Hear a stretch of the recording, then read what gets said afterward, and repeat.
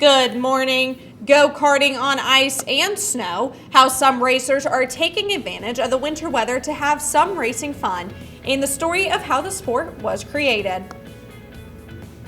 Plus, limiting alcohol sales, how one city is trying to reduce heavy tourist drinking during spring break, what motivated the change, and what it means for local businesses.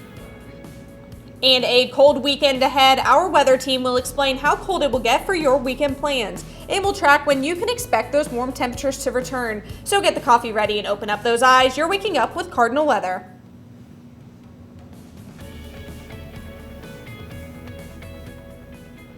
Good Friday morning to you. You're waking up with Cardinal weather. I'm Anna Chalker. And I am Imani Butts. We start today with breaking news. The Russian military has seized the strategic airport outside of Kyiv. The nation claims it cut Kyiv off from the west. The full-scale attack on Ukraine continues this morning as blasts ring out over the country's major cities. Today, European leaders announced new sanctions to punish Russia as many countries continue to condemn the aggression.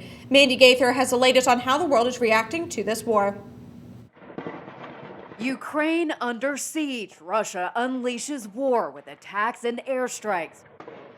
Residents racing to safety. This subway turned into a bomb shelter. Others fleeing the country altogether. It's awful. You have to act, guys. You next. I mean, maybe not America, but Poland, other countries of Europe need to act immediately. It's not normal. Those people stand 7 hours with a baby on a border. Some women and children crossing the border into Poland, but Ukraine has now temporarily banned males between the ages of 18 and 60 from leaving the country. Ukraine's president says Russian sabotage groups have entered Kyiv. The enemy has marked me as target number one. My family is target number two.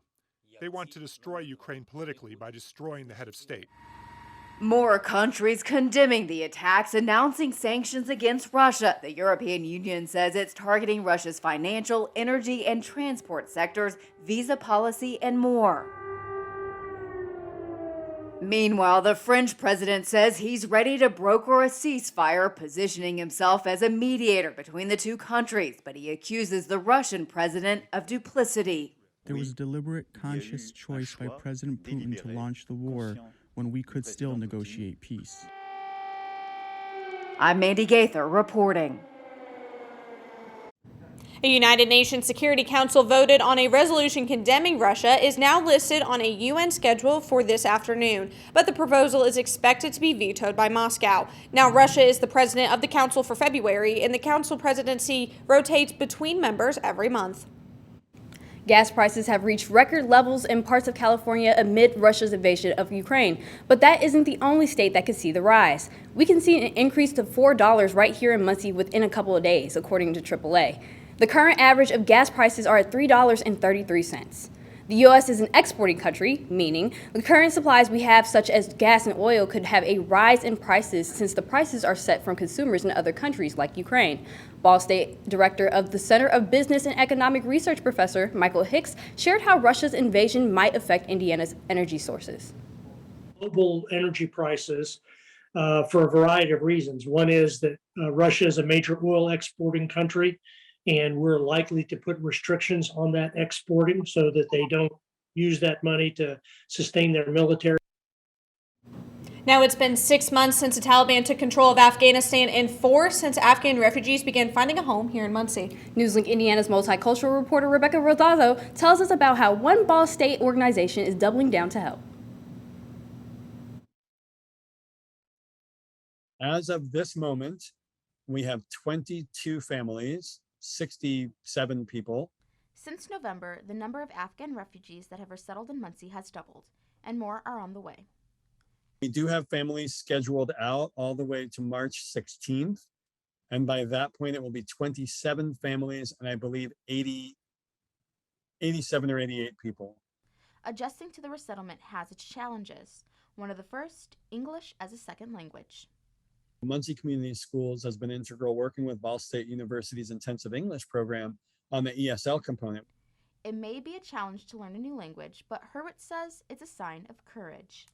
When you see someone struggling with a language, that is the most immediate sign of intelligence and bravery that you can imagine, because this is not their first language.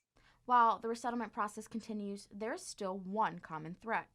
Back in Afghanistan, the Taliban is still affecting the lives of refugees. It's the thing that makes me cry more than anything else is just when someone talks about someone being kidnapped and their family. I mean, it's unimaginable. With unimaginable circumstances, Mark offers support for refugees in many ways, one being a new way to come together, family dinner. We try to have a dinner every month for our families to bring them all together. We did that in December. We actually just did it this past weekend. In order to keep up with the amount of refugees resettling, Mark relies on donations and volunteers. With half of their fundraising goal met, Hertwitz encourages the community to stay involved. And for more information, you can visit Mark's website at awakeninc.org. The City of Muncie and the Ironman Triathlon event are working on an agreement to hold future events in Muncie. City officials tell Newslink Indiana that the details of the agreement are still being finalized. In a board works meeting this week, Muncie Mayor Dan Ridenour announced the plans to secure the agreement. He said that without one, Ironman has the right to cancel the event at any point. Ridenour said the event brings in millions of dollars for local businesses. According to a press release from last year, the Ironman competition brought Muncie over $4 million. Muncie was the only city in all of the Ironman events that did not have a signed agreement. So Ironman could have stopped at any time coming to Muncie, and we just didn't want that to happen. This agreement gives us the Ironman is definitely coming to Muncie in 2022, 2023, and 2024. According to the website, Ironman's date for this year's competition is set for October 1st. And transitioning over to sports, plenty of Ball State athletes are going up against tough competition. And joining us now is Cardinal Weather's Zach Greer, who's giving us an insight as to what is going on in the sports world this weekend. Ladies, thank you so much. Now, to say that this weekend for Ball State athletics would be busy would be a little bit of an understatement. So I decided to have a poll on our Cardinal Weather Instagram page to figure out a little bit of trivia for the Ball State community. So the question that I decided to pose for our community is, which Ball State coach won the 2021 MAC Coach of the Year in their respective sport? Is it Rich Maloney or Max Norris for baseball or for women's tennis? When you are ready to answer that trivia question, you can go to our very own Instagram page at Waking Up with Cardinal WX on Instagram. I'll be back later in the show to break down the correct answer and the rest of the MAC sports going on this weekend. All right, Zach, thank you so much. And hopefully with that jam-packed weekend, the weather's going to cooperate. It's been a pretty chilly week, to say the least. It's very cold outside, and I wonder if it's going to be like that all weekend. Is it going to be like that, Hunter? Well, it's been a pretty chilly weekend, but looking at our current temperatures, it is going to be in the 20s into the 30s. As we look at the current radar, we had our system that came in last night with ice, sleet, and snow, but now it's clearing out. As we look into the next couple of days, we will be looking at cold weekend, looking into a mild, warmer Sunday, and a really pleasant week. So I'll have that and much more coming up in my full forecast. Hunter, thank you so much. Heavy rains triggered landslides in Brazil yesterday that washed out streets, swept away cars, and buried homes. According to the civil defense of Rio, 186 people are dead after landslides in the mountain city of Petropolis, and they say at least 60 people are still missing. Officials reported record rainfall last week, and in a couple hours, the area received more rain than they typically do throughout the whole month of February. The region reported nearly 300 landslides.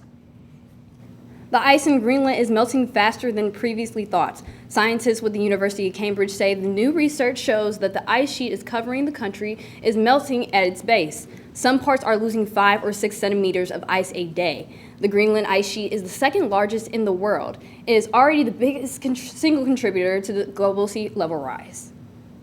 And you've heard of indoor go-kart racing and, of course, Mario Kart, but in Aspen, Colorado, they're using the snow to their advantage. The 16-inch Kodiak ski lake freezes each winter, and a pop-up kart rental facility sets up a course to let visitors test their racing skills on the ice. This adrenaline-fueled idea came from Kiko and his wife, Yvette Trincato. He comes up with great, crazy ideas like, hey, what about running go-karts on the ice commercially? And I figure out how to make that happen. The season may be short because there's only a few months until the track melts. But last year, more than 1,000 people raced across the frozen lake, including some rather large names from the racing world like Lucas deGrassi and Jeff Gordon with his family.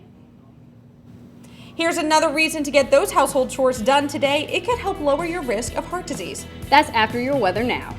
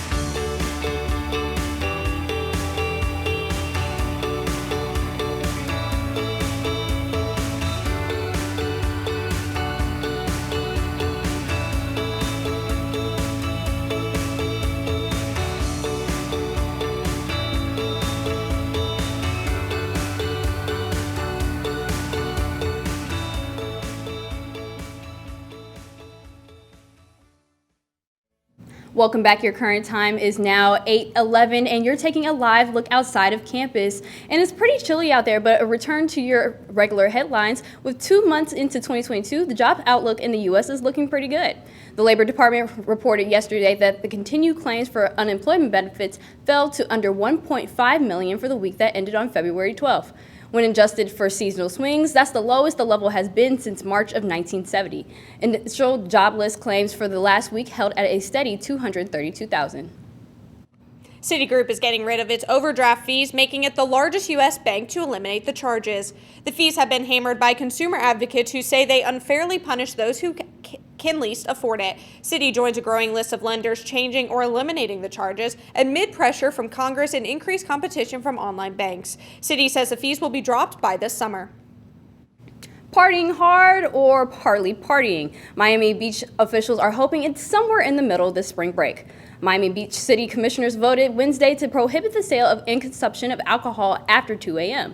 That means South Beach bars will shut down the taps and put away the Patron 3 hours early, starting March 7th through March 21st. City officials say they are looking at a couple of things here. One, they're hoping the move cuts down on tourists' heavy drinking. And two, they say it will free up police during their big tourism boom. The decision comes on the heels of a sloppy spring break last year.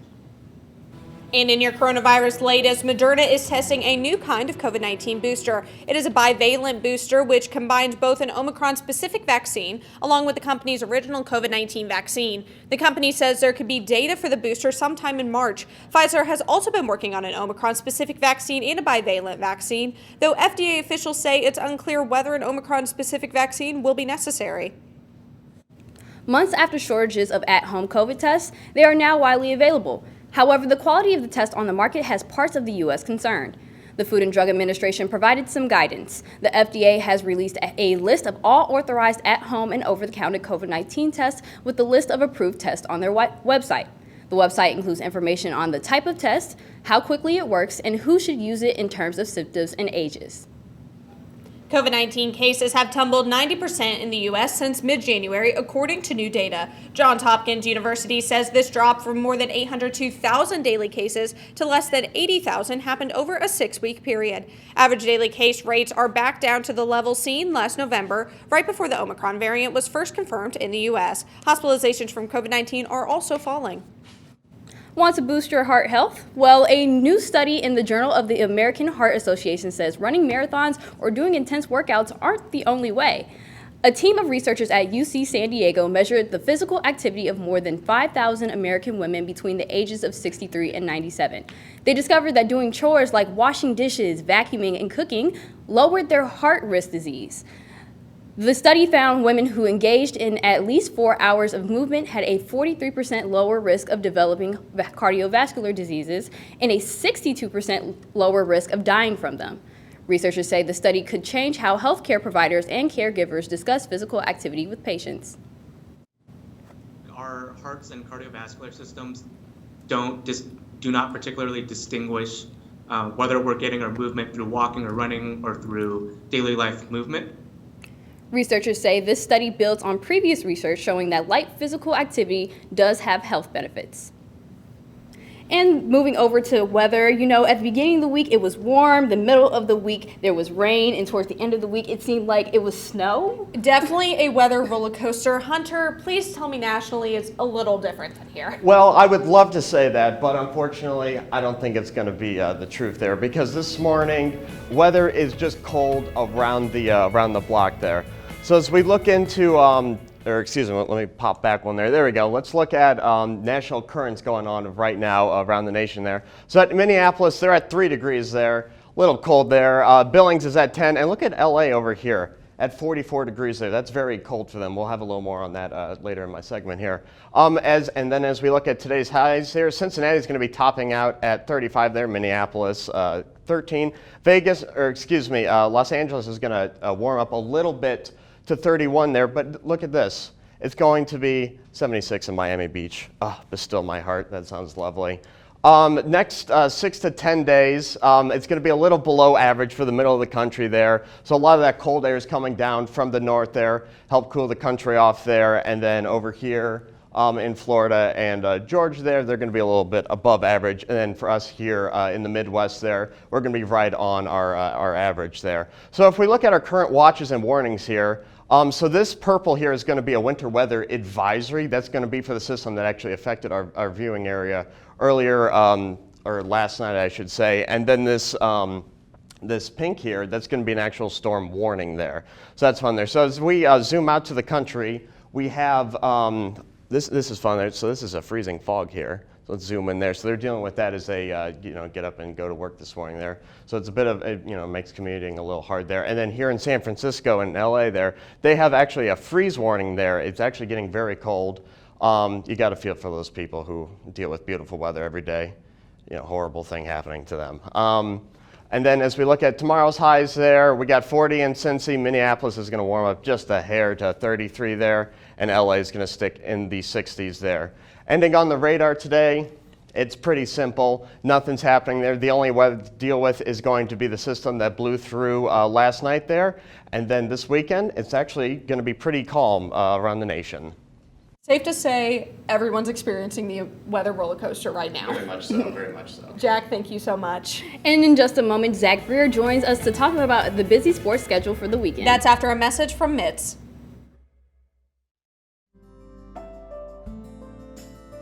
Riding the bus is an easy thing to do. Last year, we carried 60,000 riders from the Ball State area. 50,000 of those were students.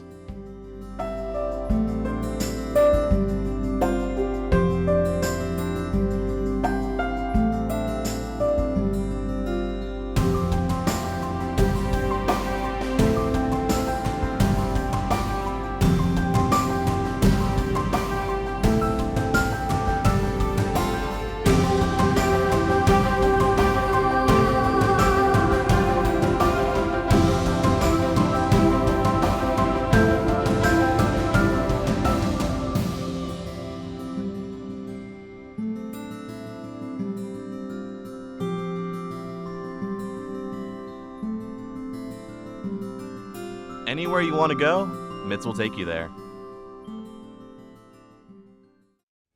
Welcome back. The current time is 8:18 and you're taking a live look at campus. And now let's transition into some sports. It's definitely going to be a busy weekend ahead. Let's go on and send it over to Zach Greer. I am Zach Greer, and today I'm going to be talking about basically all of the busy sports that are going to be happening for the Ball State Cardinals this weekend. Now, earlier in the show, I pitched a poll to our audience on who they thought the MAC 2021 Coach of the Year is, and as I'm looking at the results right now, 65% of people say Max Norris for women's tennis is the MAC Coach of the Year, and they would be correct. Rich Maloney has won MAC Coach of the Year, but it was in previous years prior.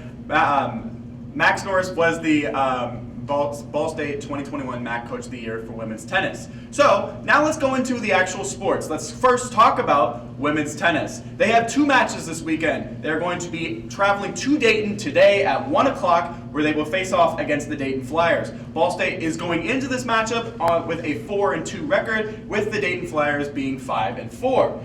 And then on Sunday, they will be back at home facing off against Youngstown State. Youngstown State will be here at 1:30 on Sunday at the Northwest YMCA for the Ball State Cardinals. Youngstown State is also coming into this matchup 4-4 on the year, so with 2 solid wins, Ball State could move to 6-2. Let's transition over to the men's side for men's tennis. They are going to be facing Michigan State at home this Saturday at 1 o'clock. Ball State will be coming into this matchup 5-3, with Michigan State also being 7-3. Funny fact about this matchup is that head coach Gabe Orlando for Michigan State is actually the father of junior Vince Orlando on Ball State. So it's a little fun fact for you. Now let's transition over to something that has been going on prior this week. The MAC Championships for Ball State Swim and Dive. They are currently at Bowling Green right now. They started on Wednesday and they will be finishing up tomorrow night. Congratulations to all of the Ball State swimmers who have been competing and have had 3 different program records, being the 200 medley relay, the freestyle relay, and the 800 freestyle relay, and the 200 freestyle relay, all being school records. Let's transition a little bit over to women's golf. They will be traveling into the Rio Verde Invitational from today to Sunday, and they will be playing in Rio Verde, Arizona. Men's golf. Let's transition over to that. They will be going to Puerto Rico as they will be facing off against UNC Greensboro Sunday and Monday.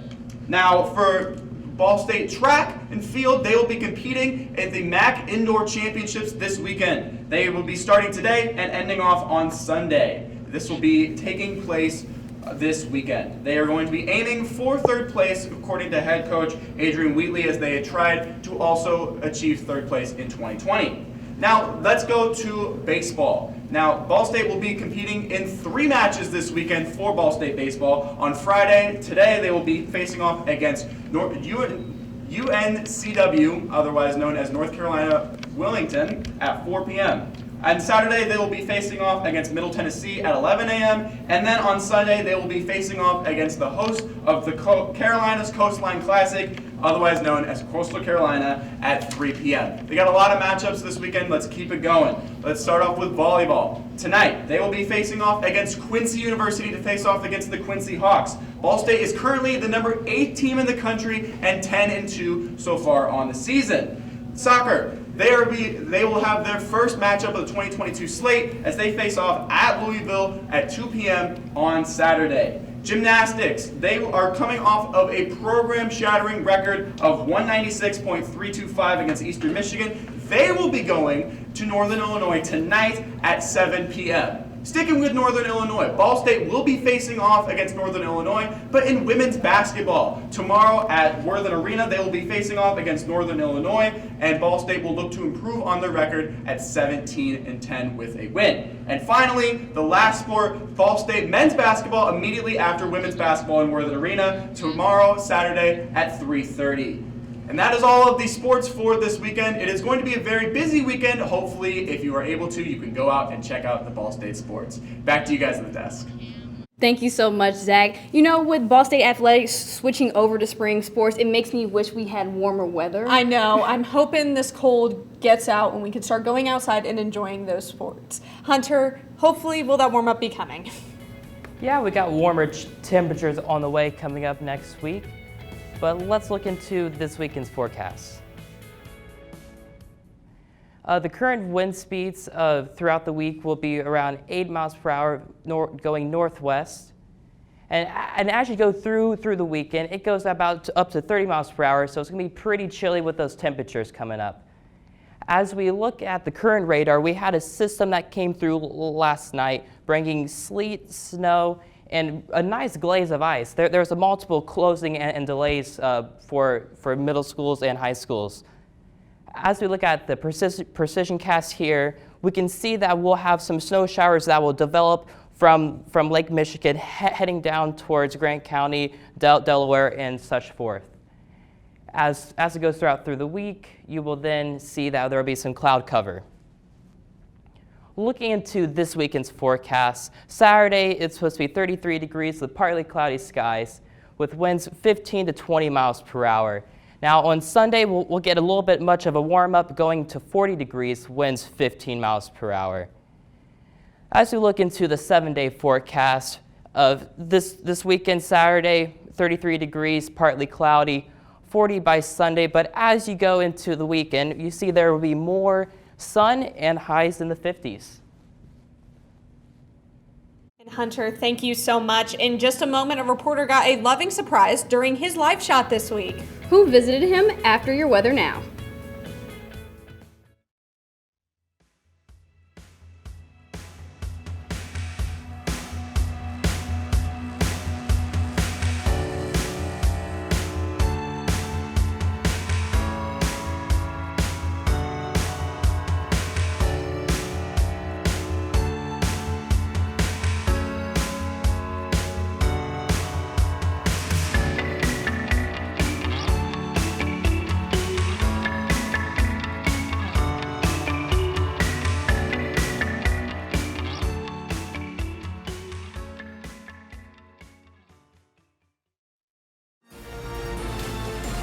From the heart of Ball State to the heart of your community, NewsLink Indiana brings you local and state news you care about.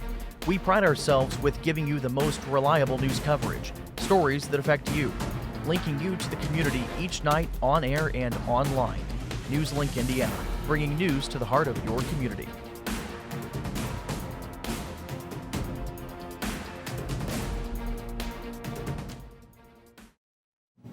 Welcome back. Throughout February, we've seen all types of weather, from warm days with rain to cold days with snow and even some freezing rain and sleet last night. It's definitely been a weather roller coaster, but what causes the different types of rain? Lance Huffman is here breaking down the science of precipitation. Lance?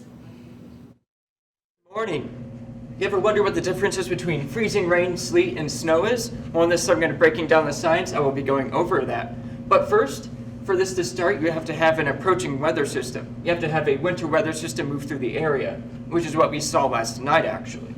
When you have this cold air move through, it is going to be under a pocket of warm air here, which is above 32 degrees. When it is above 32 degrees, it's going to rise because it is less dense than this cold air down here. And in doing so, we have this warm air above this cold air. However, the problem is we have cold air, which is less than 32 degrees up here, trapping this warm air. So the only thing it can do is that it can only go this way. So which is why we have freezing rain, sleet, and the snow here. So rain here is when it starts as snow in the cloud, and it starts to fall, and it continues to fall, and it hits the surface as rain. It's not freezing at the surface, so it continues as rain. And here we have it falling as snow for the freezing rain, and once it enters this warm sector, it enters what we like to, in exits, it becomes freezing rain here at the surface because it becomes super cooled here.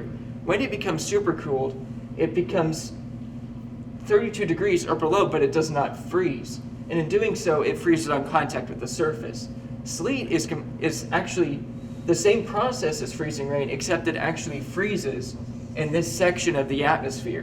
When it freezes here, it falls as these tiny ice pellets.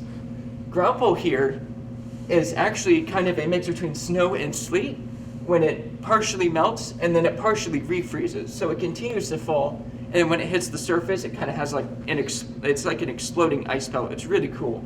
And then snow here, it falls freely, doesn't have any of this warm air to melt it or partially melt it, and so it continues to fall to the surface as snow. And so that's the difference between all of these. We actually had quite a decent amount of freezing rain yesterday and last night. So I'll throw it back to you guys.